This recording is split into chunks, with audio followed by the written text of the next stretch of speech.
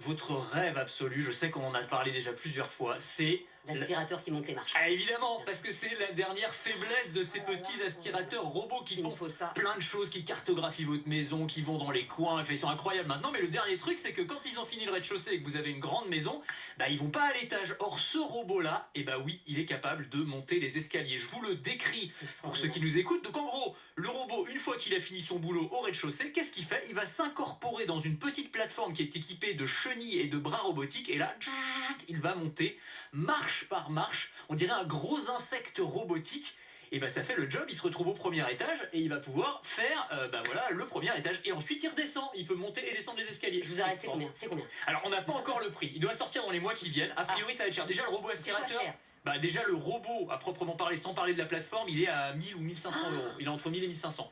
Donc si sans ses petites pattes. Sans ses petites pattes. Ah oui. Donc tu ajoutes les pattes, à mon avis, on est sur du 2000 euros, quelque chose comme ça. Alors il y avait une option un petit peu moins chère, mais qui était quand même pas mal. C'est le robot qui est capable, avec un châssis amovible qui peut passer au-dessus des gros tapis et des gaines avec des câbles à l'intérieur. Bah si, c'est pas mal, parce que franchement, il se retrouve quand même pas mal coincé par les obstacles. Donc ça, c'est l'option un peu cheap, mais qui était présentée aussi sur ce salon.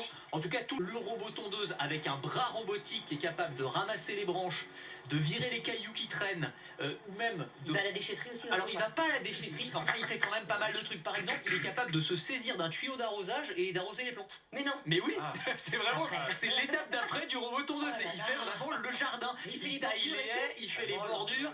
Il est capable aussi de, par exemple, de cueillir les fruits et les légumes. Alors faut pas qu'il soit trop haut, parce que c'est 1 mètre le bras robotique, mais il est quand même, et il peut même jouer avec votre chien s'il s'ennuie dans le jardin sans aucun problème. Est-ce qu'il retire les jouets des enfants? Alors oui, il peut faire ça aussi. Il retire les branches et il ramasse les jouets qui traînent, donc pour éviter évidemment, tous les obstacles en fait, il va s'en débarrasser. Pas mal aussi.